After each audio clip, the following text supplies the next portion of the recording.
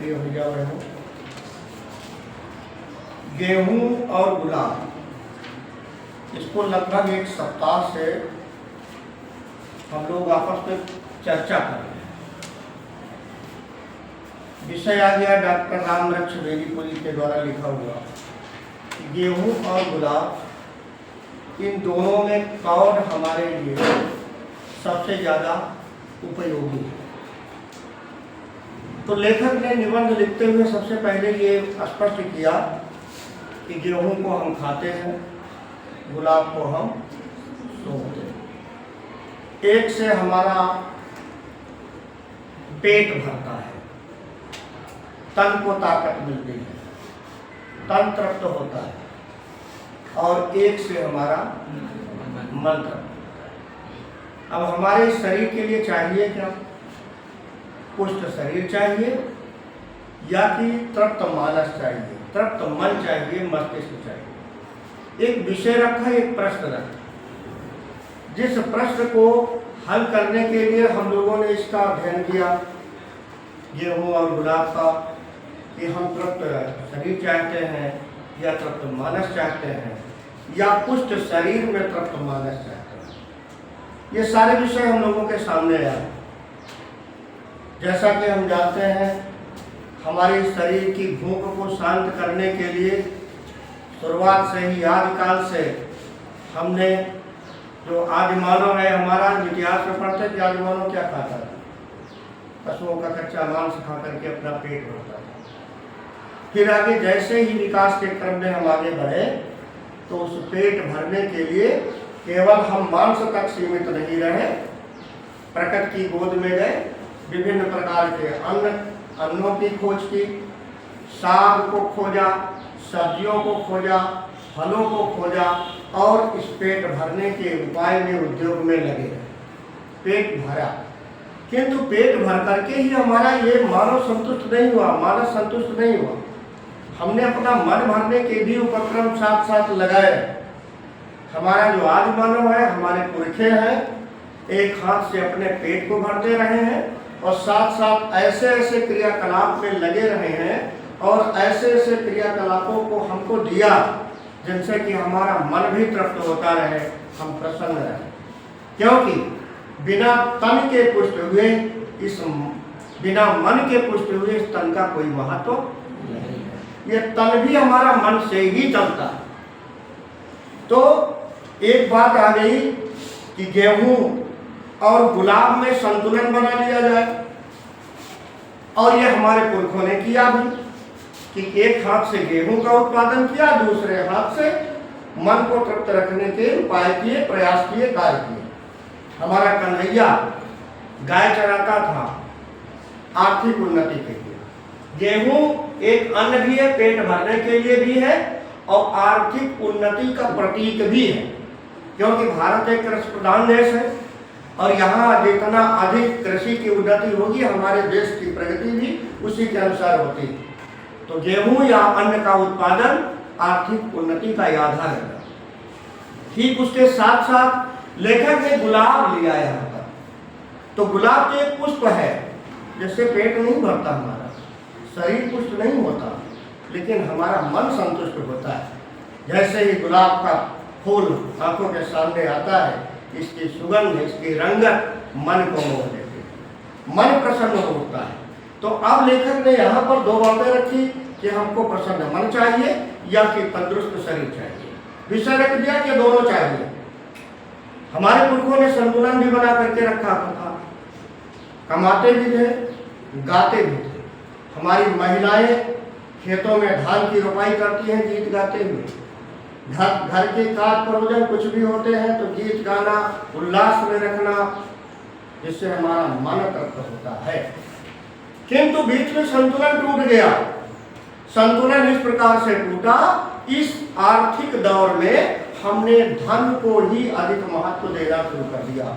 इसके लिए गेहूं का उत्पादन, अन्न का उत्पादन, व्यापार करना, व्यवसाय बढ़ाना, जिससे हमारा घर धन धान्य से भर जाए, किसी प्रकार की कमी न रहे, खाने की कमी न रहे, पहनने की कमी न रहे, रहने की कमी न रहे। इसकी पूर्ति तो हमने कर ली।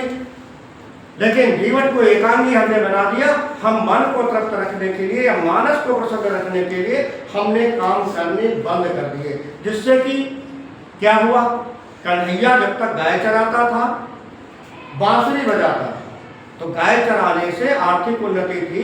ब्रज में, गोकुल में धन धान दूध दही के नदियां बहती थी, गोपाल बाल गोपी सब प्रसन्न थे, आनंदित थे, और साथ में कन्हैया रास रचाता था, बांसुरी बजाता था, गेम खेलता था, क्रीड़ा करता था, जिससे कि ब्रज में मानसिक आनंद की भी कमी नहीं, संतुलन बना हुआ था। किंतु उसी को देखिए, व्यक्ति वही है, वही कन्हैया जब हमारा बड़ा होता है तो उसके जो गाय चराने वाली लाठी होती है, तो उस लाठी की जगह पर बांसुरी, हाथ को संग को चक्र आ जाता है, लाठी की जगह पर चक्र आता है, और बांसुरी जिसके द्वारा रास रचाता था, उस बांसुरी की जगह पर उसके हाथ में शंख आ जाता है, और वो शंख के द्वारा रास नहीं रचाता, शंख के द्वारा महाभारत के युद्ध की घोषणा करता है। संतुलन बिगड़ गया। किसके लिए? राज्य के विस्तार के लिए। कौरव राजा बने या पांडव राजा बने, उस राज्य के विस्तार के लिए नरसंहार हुआ, महाभारत हुआ। ये तो केवल कथानक मात्र है। हमारे जीवन में भी इस प्रकार का संतुलन बिगड़ा। हमने अर्थ को इतना अधिक महत्व देना शुरू कर दिया कि मन को संतुष्टि देने के जो हमारे उपाय थे, उपक्रम थे, उनसे हम पीछे हटते गए, जिसका कारण यह हुआ कि आज हम मानसिक महाभारत की अवस्था में जी रहे हैं। प्रत्येक व्यक्ति एक मानसिक महाभारत में जी रहा है, क्योंकि गेहूं को उसने बहा दिया। प्रत्येक घर एक गृह युद्ध की स्थिति में है। यदि हम एक बार संतुलन न बनाए तो हमारा खुशहाल या हमारे जीवन में खुशहाली रहना यह संभव है। तो अब ये दिया कि ये संतुलन टूट गया, चलो पीछे मुड़ा जाए। हम पीछे मुड़ नहीं सकते, क्योंकि हमारी यात्रा तो आगे की रही है। संतुलन बना था, संतुलन टूट गया, अब हम पुनः संतुलन बनाने की चेष्टा ना करें। अब हमको एक नया काम करना है कि गेहूं के ऊपर गुलाब की विजय पताका फहरानी है। आर्थिक उन्नति के ऊपर मानसिक उन्नति को हमको श्रेष्ठ करना है, जिसके कारण हम ठीक से जी सकें। एक बात लेखक ने लिखी कि बेचारा गुलाब भरी जवानी में सिसकियां ले रहा है। भरी जवानी से तात्पर्य क्या है? इस विज्ञान की प्रगति, इस आर्थिक उन्नति की प्रगति। जब हम संपन्नता की चरम अवस्था को प्राप्त करते चले जा रहे हैं, अर्थ धन धान्य से हमारा समाज, घर, देश, पूरा राष्ट्र या कि संसार संपन्न होता जा रहा है, ऐसे में हम मन से दरिद्र होते चले जा रहे हैं। गुलाब सिसकियां ले रहा है, मन हमारा रो रहा है। हर घर की यही स्थिति है कि धन की कमी नहीं है, रोटी की कमी नहीं है, खाने की कमी नहीं है, लेकिन गायब है तो खुशहाली गायब है। हमारे घरों की स्थिति महाभारत की स्थिति बन गई। पति और पत्नी में झगड़े, बेटे और पिता में झगड़े, समाज में झगड़े। ये क्या है कि हमने गुलाब को महत्व नहीं दिया, हमने मन की उन्नति के कार्य नहीं किए, मन को आनंदित रखने के प्रयास नहीं किए। तो हमें करना क्या है? एक बार हम भूले अर्थ की उन्नति को, सबसे पहले मन मानसिक उन्नति का हम कार्य करें। तो यही कह रहा है, गेहूं पर गुलाब की विजय। किसकी विजय? गेहूं पर कैसी विजय? चिर विजय। एक लंबे समय तक ये कार्य हो। गेहूं के लिए काम नहीं करना, हमको गुलाब के लिए काम करना, हमको आर्थिक उन्नति के लिए काम नहीं करना है, हमको मन की तृप्ति, मन की प्रसन्नता के लिए काम करना है। अब नए मानव की यही आकांक्षा हो, आज की जो पीढ़ी है इसकी एक इच्छा हो। इससे क्या रुकेगा? पीड़ाएं रुकेगी, अंतर्द्वंद रुकेगा, आत्महत्याएं रुकेगी। इस प्रकार के समाज में होती हुई घटनाएं जो कुंठा बढ़ाती है, इनसे हमको रोक लगेगी जब इस प्रकार के विषयों पर हम सही चिंतन करेंगे, सही ढंग से हम पढ़ाई करेंगे। पृथ्वी और आकाश के कुछ गेहूं तत्व एक विशेष प्रक्रिया से पौधों की बालियों में संग्रहित होकर गेहूं बन जाते हैं। उन्हीं तत्वों की कमी हमारे शरीर में भूख ना पाती है। क्यों पृथ्वी की जुताई कराई? जब तक के विज्ञान नरसंहार के लिए रचना करता रहेगा, मिसाइल बनाएगा, बम बनाएगा, परमाणु बनाएगा, तो महाभारत होगा ही। हम मानसिक उन्नति के लिए काम नहीं कर रहे कि उसके लिए कहीं से काम करें। अब विज्ञान को भी इस दिशा में आना होगा, मन को शांत करना होगा। देश नहीं, घर नहीं, राष्ट्र नहीं, पूरे विश्व को इस मंच पर आना होगा। जो इस गेहूं के ऊपर गुलाब की विजय की पताका फहराए, जिससे मानवता बची रहे, मनुष्य बचा रहे, ये सृष्टि बची रहे, इसके लिए गुलाब की विजय आवश्यक है और गुलाब को श्रेष्ठ रखना हमारे लिए आवश्यक है। प्रचुरता, अब विज्ञान ये कहता है हम गेहूं तो इतना उत्पन्न कर देंगे जिससे किसी प्रकार की कमी नहीं रहेगी। धन इतना आ जाएगा जहां पर किसी प्रकार की कमी नहीं रहेगी। क्या अधिकता में सुख संभव है? या अधिकता हो जाए तो हम सुखी ही रहेंगे, इसकी गारंटी है? तो अधिकता के लिए, प्रचुरता के लिए, प्रचुरता माने अधिकता, कि ये भौतिक सुख सुविधाओं की इतनी प्रचुरता हो जाए, प्रचुर मात्रा में और अधिक मात्रा में हमारे पास चीजें हो जाए, धन धान से हमारा घर भर जाए, इससे खुशहाली आ जाएगी, इसकी कौन सी गारंटी है? प्रचुरता का हमने जीता जागता नगर देखा। प्रचुरता मानव को सुख शांति दे सकती है, इसकी कौन सी गारंटी? हमारा सोने का हिंदुस्तान, हम गीत गाते हैं, जहां डाल डाल पर सोने की चिड़िया करे बसेरा, वह हिंदुस्तान है मेरा, वो भारत देश है मेरा। तो हम सोने की चिड़िया अपने डाल डाल पर देखने की जो अभिलाषा रखते हैं, तो यह मत भूलें, यहाँ पर एक सोने का देश है, सोने का नगर है, हाँ, जहां पर राक्षसता वास करती थी। रावण के पास किसी वस्तु की कमी थी क्या? क्या नहीं था? हमारा सोने का हिंदुस्तान में गीत गाइए, किंतु यह मत भूलिए यहाँ सोने की एक नगरी थी जिसमें राक्षसता वास करती थी। राक्षसता जो रक्त पीती है, अभक्ष्य खाती है, जिसके अकाय शरीर थे, 10 सिर थे, और जो 6 महीने सोती थी, दूसरे की बहू बेटियों को उड़ा ले जाने में तनिक भी झिझक नहीं थी। ये किसकी देन है? अधिकता की देन है, आर्थिक संपन्नता की देन है।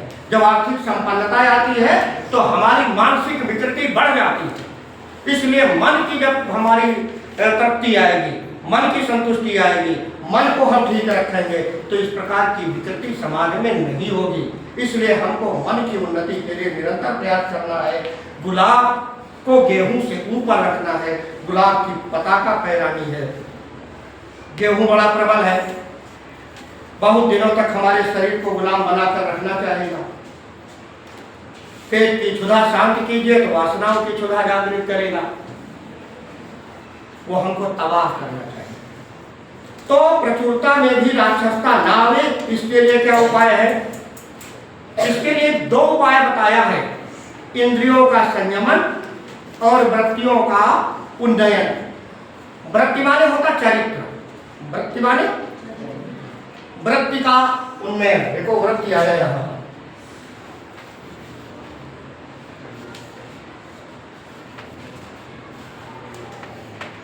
चरित्र, एक शब्द आया इंद्री।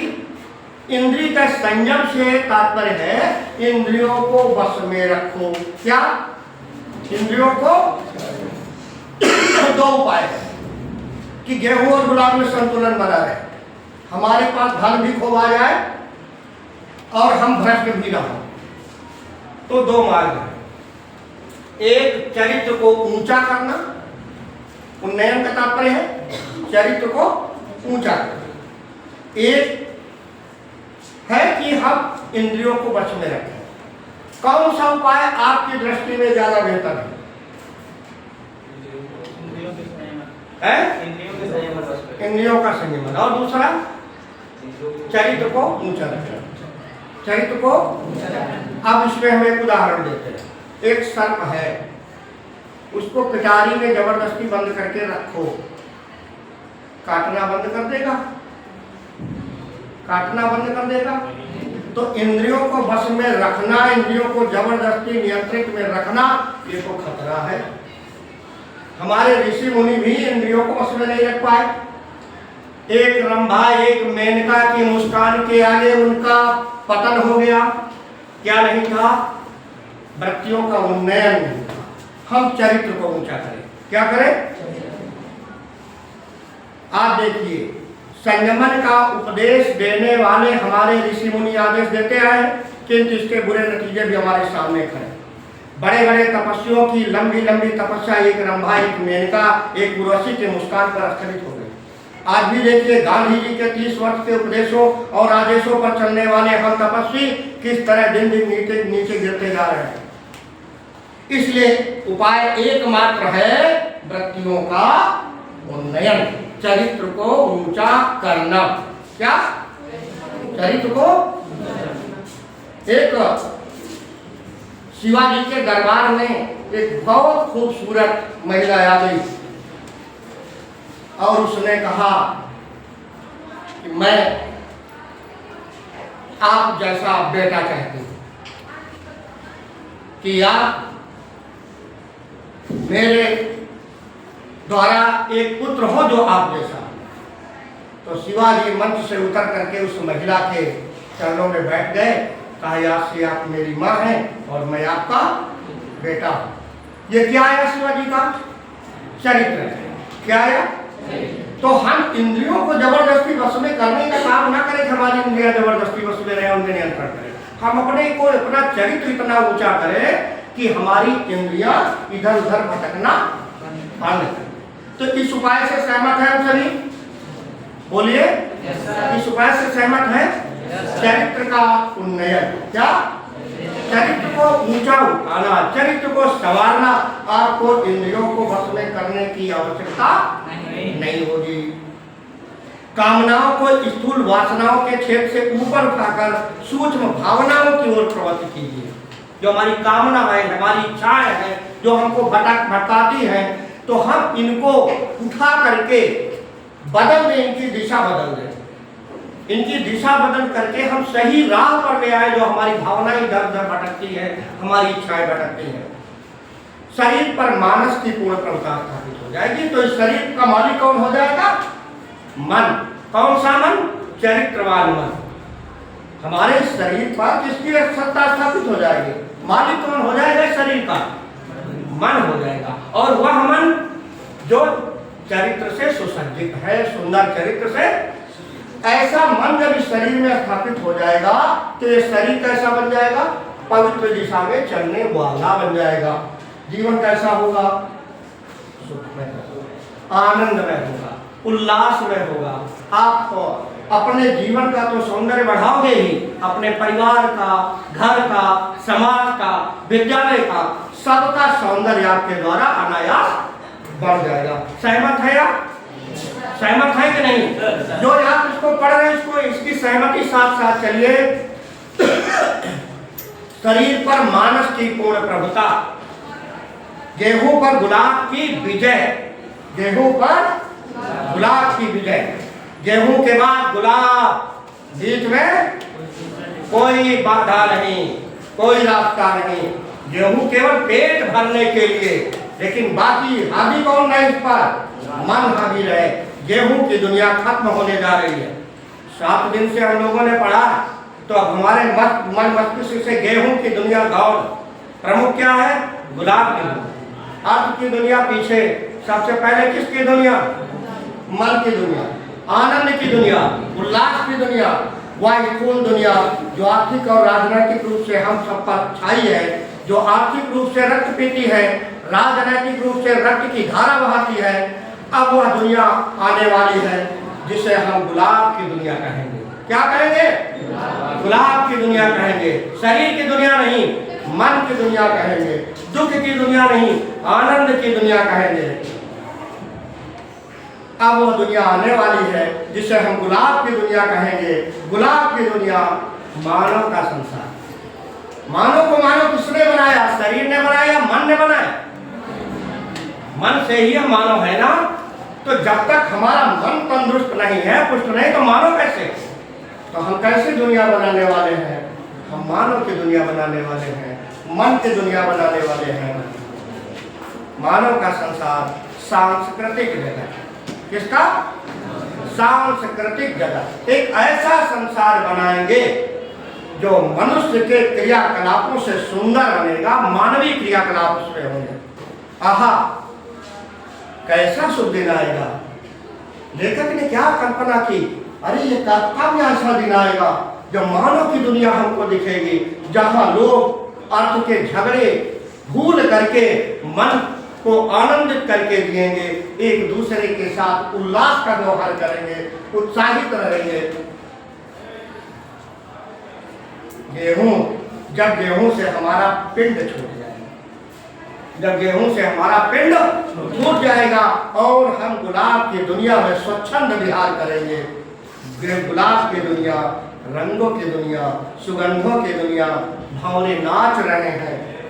जब गुलाब की दुनिया आती है तो क्या होती है? भावने गुनगुनाने लगते हैं, प्रकृति नाच उठती है, आनंद ही आनंद होता है, उल्लास ही उल्लास होता है। हमारे घर, हमारे परिवार, हमारा समाज ऐसा हो जाए जहां एक दूसरे को देख करके सब आनंदित हो उठे, प्रसन्न हो उठे। ये गुलाब की दुनिया होती है। भंवरे नाच रहे हैं, गूंज रहे हैं, फूल सुंघनी खुदक रही है और उन फूलों को सूंघने वाली फूल सुंघनी आ करके पेड़ों पर सुगंध ले रही है। अर्थात हमारा जीवन गुलाब की तरह सुवासित हो जाए, हमारे जीवन की सुगंध लेने वाले लालायित रहे, हमको देख करके प्रसन्न हो जाए, जन जन हमको देख करके प्रसन्न हो जाए, ऐसा आचरण बन जाए, ऐसा व्यवहार बन जाए। चमक रही है, चारों ओर क्या है? नृत्य है, चारों ओर क्या है? गीत है, संगीत है, आनंद है, उत्साह है, उत्साह। कहीं गंदगी है, गंदगी है तो काहे की? मन की, मानस की। और मानस की गंदगी ने मनुष्य का जीवन दुरूह कर दिया है, कठिन कर दिया है, नारकीय जीवन बना दिया है। क्योंकि हमने गुलाब की दुनिया को पीछे रखा है, गेहूं की दुनिया को हमने महत्व दिया है। कहीं गंदगी नहीं, कहीं कुरूपता नहीं। आंगन में गुलाब, खेतों में गुलाब, गालों पर गुलाब, आंखों में गुलाब, आंखों से गुलाब झांक रहा है। ऐसी दुनिया आ जाए, जन जन एक एक व्यक्ति इस प्रकार की भावना से भर जाए। गुलाब की दुनिया, गालों में गुलाब, खेतों में गुलाब, बागों में गुलाब, आंखों में गुलाब। जब सारा मानव जीवन रंगमय, सुगंधमय, नृत्यमय गीत बन जाएगा, पूरा मानव लोक। सही अर्थों में मानव का संसार तो तभी होगा जब सारे मानव प्यार से, आनंद से, उत्साह से भर जाएंगे। और जब तक हम महाभारत मन में लिए जी रहे हैं, हम मानव कहलाने के अधिकारी नहीं हैं। वह दिन कब आएगा? वह आ रहा है। एक अभिलाषा देखिए, राम वृक्ष बेनीपुरी का एक भाव देखिए, फिर वो आ रहा है। आगे आने वाला समाज ऐसा ही आएगा, नहीं आएगा तो हम नहीं रहेंगे ना। आज इस प्रकार से महाभारत की अवस्था बनी पड़ी है। किसी ने कहा है कि यदि तीसरा विश्व युद्ध होगा तो चौथा विश्व युद्ध लाठी और डंडों से लड़ा जाएगा। हमारे पास परमाणु बम धरे हुए, हम उपयोग करेंगे तो किसके लिए करेंगे?